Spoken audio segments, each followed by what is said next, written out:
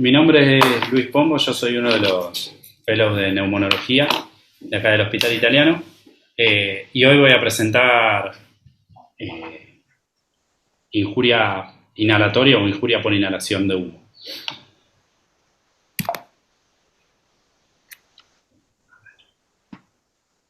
Bien, dentro de las cosas que vamos a hablar, vamos a empezar con la introducción, vamos a hablar un poco de la fisiopatología, que eso va a determinar mucho los puntos claves del tratamiento, del diagnóstico y por último vamos a hablar un poco del tratamiento. En cuanto a la introducción, entendemos por injuria por inhalación a todo daño del tracto respiratorio y del tejido pulmonar producido por calor, humo o algún agente irritante que es transportado a la vía aérea durante la inhalación. Esto es importante, ¿por qué? Porque aumenta la morbimortalidad de todos los pacientes quemados. En general, la American Burn Association hizo como un relevamiento en el 2017 de todos sus pacientes que fueron admitidos a los hospitales, de todos sus pacientes quemados, y justamente encontró que 1 de cada 10 pacientes tenía injuria por inhalación. Por lo tanto, es algo bastante prevalente y además le agrega mucha morbimortalidad al cuadro. Es importante también saber que tanto la temperatura como la composición del humo inhalado y la duración de la exposición son los factores que determinan la severidad de la injuria. Junto con las complicaciones respiratorias, la injuria inhalada, o sea, las complicaciones respiratorias de los pacientes quemados, en este caso el distrés respiratorio, la injuria inhalada es responsable de casi el 80% de las muertes en los pacientes quemados. Bien. En cuanto a lo que es la fisiopatología, nosotros la podemos dividir según el compromiso del sistema respiratorio y el compromiso sistémico. En cuanto a lo que es el compromiso del sistema respiratorio, en general se divide en el compromiso supraglótico, el compromiso subglótico y del parenquima pulmonar, que ya es un poco más tardío. En cuanto a lo que es el compromiso sistémico, en general está dado o está determinado por la inhalación y la absorción de sustancias tóxicas, como puede ser principalmente el monóxido de carbono y el cianuro, o el cianuro de hidrógeno, que en este caso es la forma gaseosa del cianuro. En cuanto a lo que es el compromiso supraglótico, nosotros vamos a tener que el principal determinante es la lesión por calor de la vía aérea, que eso muchas veces genera edema de partes blandas con desprendimiento de la mucosa necrótica y termina por el edema generando obstrucción de la vía aérea superior. En general se genera edema de todo lo que es la lengua, la epiglotis y los pliegues aritenoepilóticos que llevan a la obstrucción de la vía aérea. Es muy importante en el compromiso supraglótico también que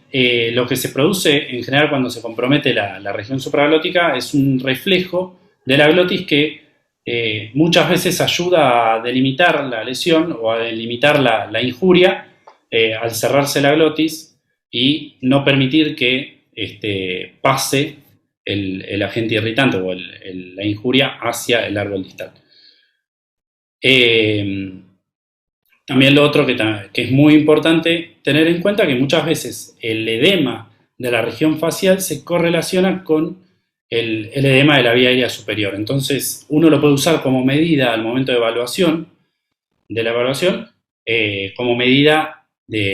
correlativa, por así decir, para tener en cuenta, sobre todo en lo que es el tratamiento. Después, en cuanto a lo que es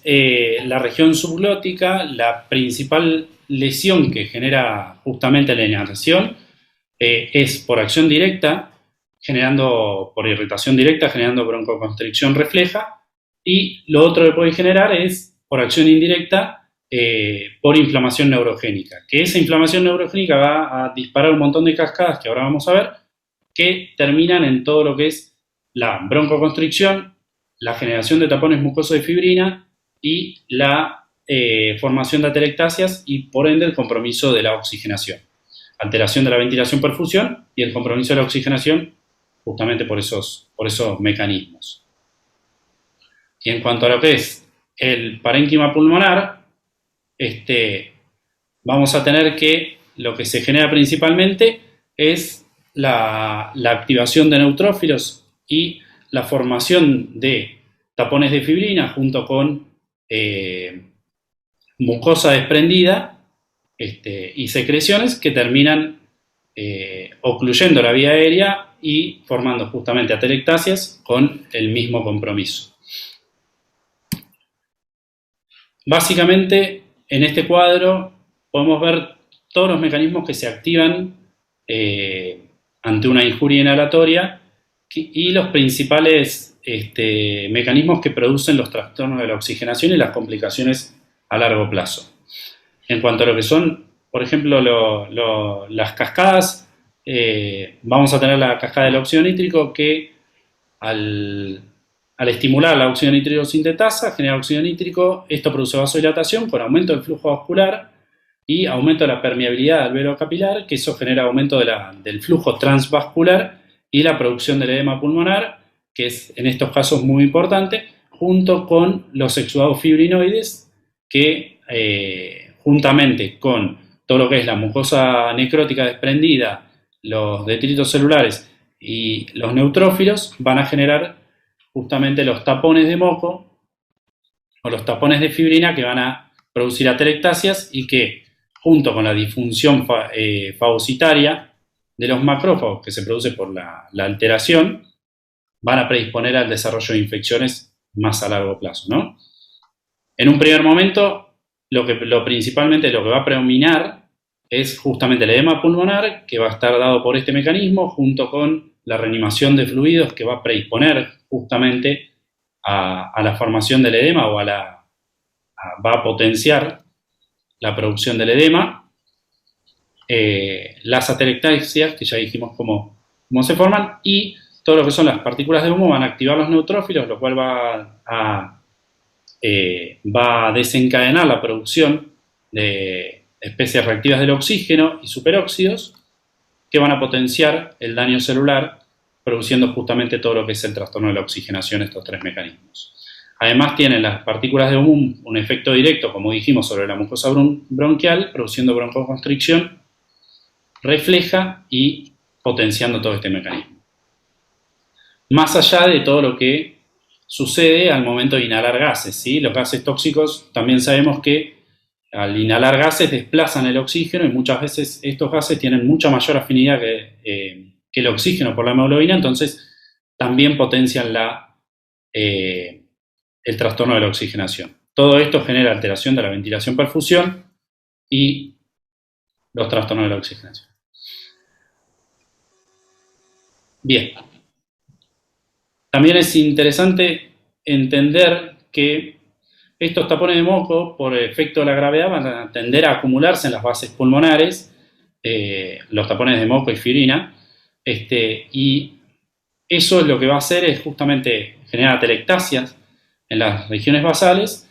y va a desplazar el flujo de aire hacia las regiones no obstruidas, sobredistendiendo los alvéolos que están no obstruidos, y de esa manera, justamente al sobredistender los alvéolos, se van a producir un montón de citoquinas inflamatorias que van a potenciar justamente el efecto. Una cosa también importante es que la diferencia entre el tiempo desde el inicio, desde la injuria inicial y el desarrollo de la hipoxemia, se relaciona con la severidad de la injuria pulmonar. Es decir, si yo tengo un paciente que al ingreso a guardia ya lo veo hipoxémico, al igual que, por ejemplo, cuando le hago una radiografía de tórax, lo encuentro con infiltrados en la radiografía, uno puede ya de esa manera predecir que la severidad de la injuria es mucho mayor y por ende el outcome es mucho peor. Ya dijimos que el compromiso sistémico se produce por la inhalación de sustancias tóxicas y que justamente la intoxicación por monóxido es la principal causa de muerte en víctimas de incendios y siempre uno en este tipo de pacientes debe sospecharlo y tratarlo al ingreso. Bien, en cuanto al diagnóstico, siempre es importante tener en cuenta la exposición y en caso de ser posible, tratar de indagar todo lo que es el tiempo de exposición, el lugar de exposición, si se puede, obviamente, a la exposición o los componentes a los cuales uno estuvo expuesto. Siempre vamos a tener los hallazgos clínicos que son, por ejemplo, las quemaduras faciales, muchas veces la quemadura de los vellos de la nariz o de las cejas, o mismo también de la barba, son orientadores. La presencia de hollín en la faringe o el esputo carbónico. Muchas veces el esputo carbónico es patognomónico, pero en muchos casos no está presente. Y síntomas por compromiso de la vía aérea superior, como pueden ser ronquido y estridor,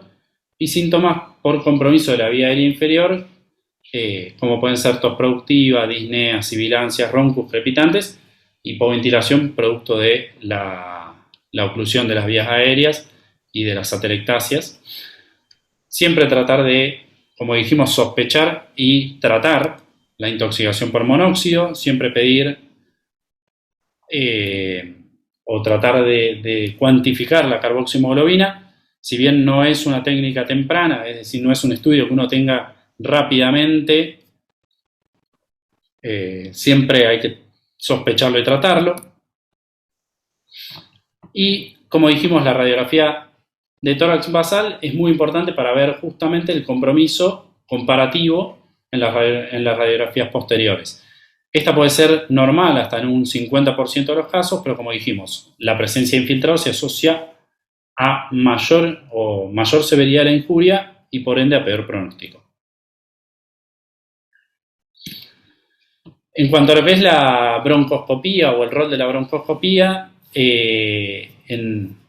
la evaluación de los pacientes quemados o con injuria inhalatoria, se describió un score, que es el Abbreviated Injury Score, que es una escala que justamente permite a través de la broncoscopía cuantificar el grado de la injuria o la severidad de la injuria. Sabemos que la broncoscopía es muy buena para evaluar todo lo que es la visión y el compromiso de las estructuras, tanto de la región supra e infraglótica, y muchas veces se puede asociar la tomografía para justamente medir y tratar de combinar la severidad de la vía aérea inferior, que es justamente lo que no accedemos con la broncoscopía. En cuanto a lo que es la escala, nosotros vemos que tenemos distintos grados que son progresivos y que generan, a medida que va avanzando, la injuria es mayor. En el primer grado no se observa injuria. En general, estos casos, muchas veces la broncoscopía es muy temprana, ¿sí? En caso de que se realice tempranamente, se puede ver mucosa aspecto normal, se puede ver la ausencia de signos inflamatorios de la mucosa, ¿sí? A medida que van pasando las horas, se va desarrollando justamente la lesión y se van desarrollando el edema con la generación de ampollas, con el eritema, ¿sí? También podemos ver los depósitos de carbonáceos, algo de obstrucción bronquial y broncorrea, ¿sí? Y en la medida que va avanzando la severidad de estos signos, justamente van progresando en el grado. Y a mayor grado se asocia con mayor o con peor outcome y mayor mortalidad.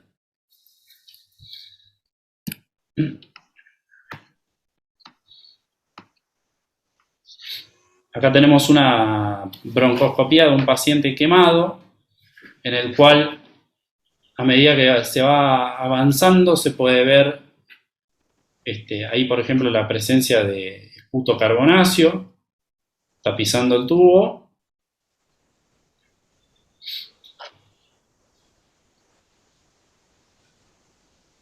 Y a medida que va ingresando, se puede ver justamente cómo está la mucosa lesionada, áreas de justamente depósito de fibrina, con eritema, con edema, con algunas ampollas se pueden ver también. Ahí vemos más depósito de fibrina.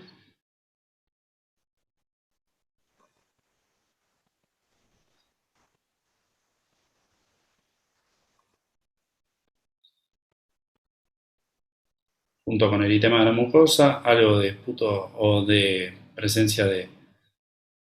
puto carbonáceo mínimo.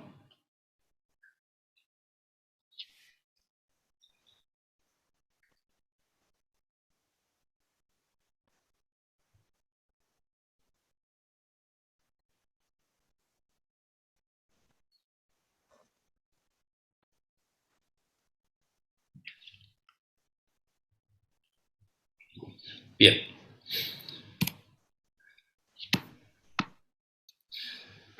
Es importante que este score, como dijimos, se correlaciona con el aumento de la mortalidad y justamente permite, en combinación con la tomografía, medir o determinar la totalidad del grado de compromiso, ¿sí?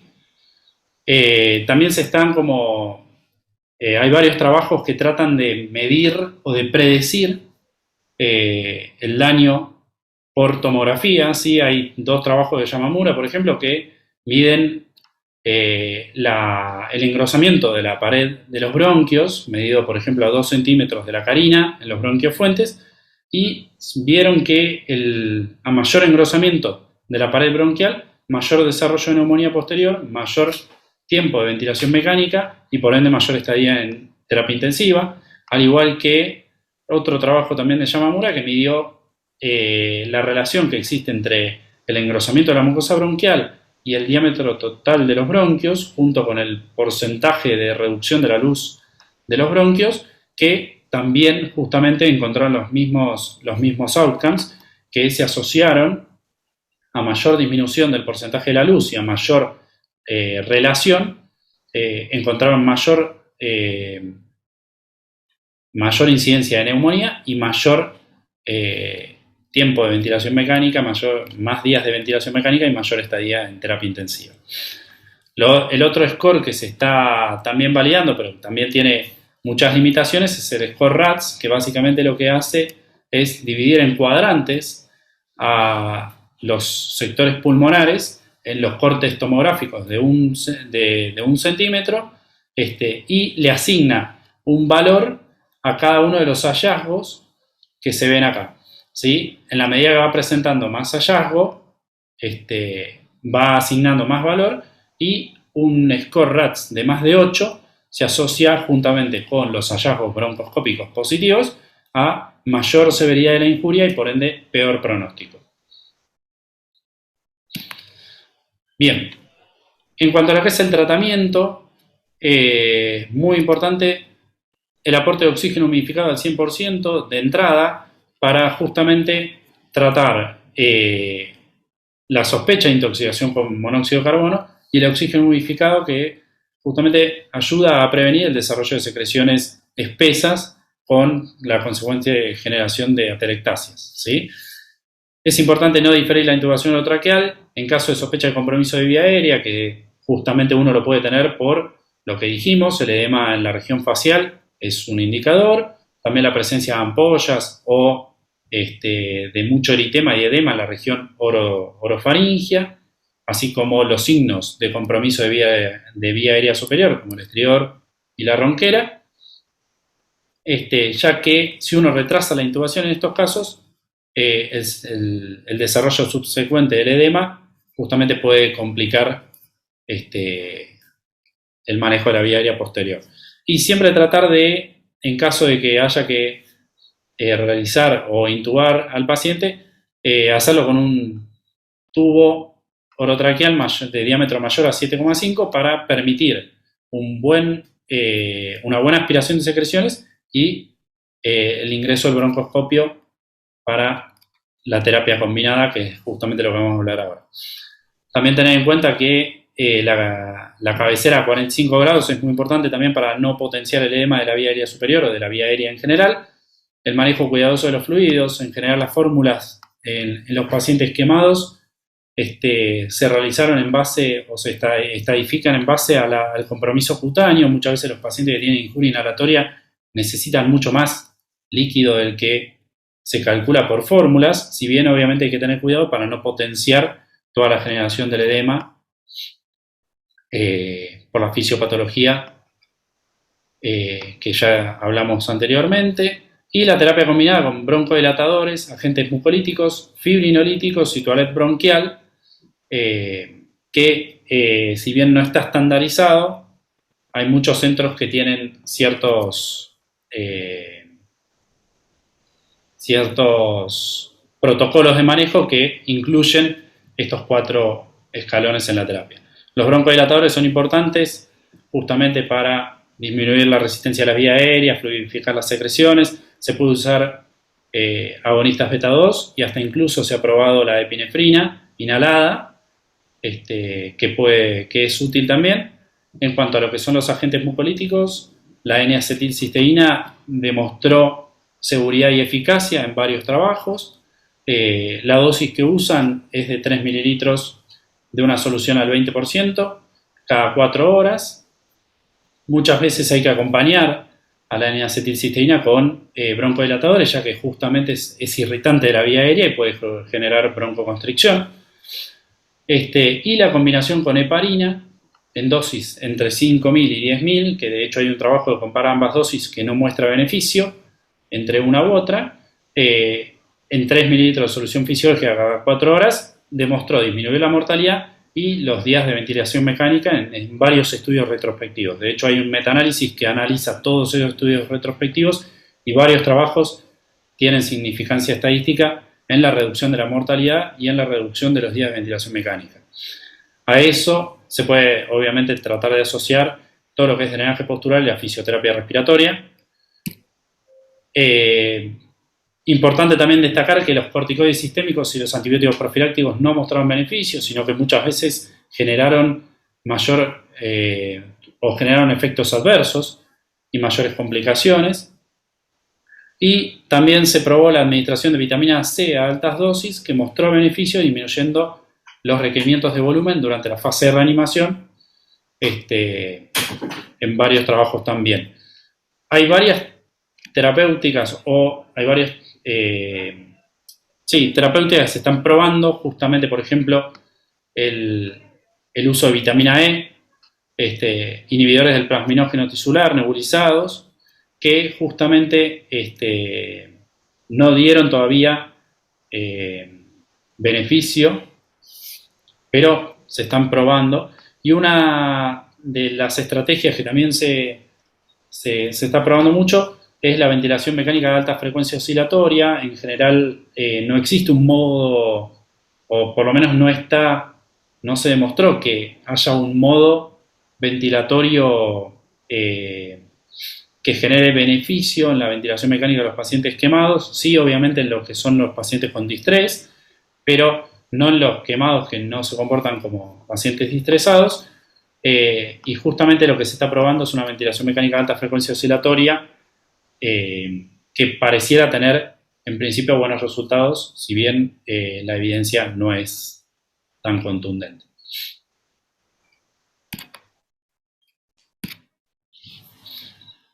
Bueno, eso es todo.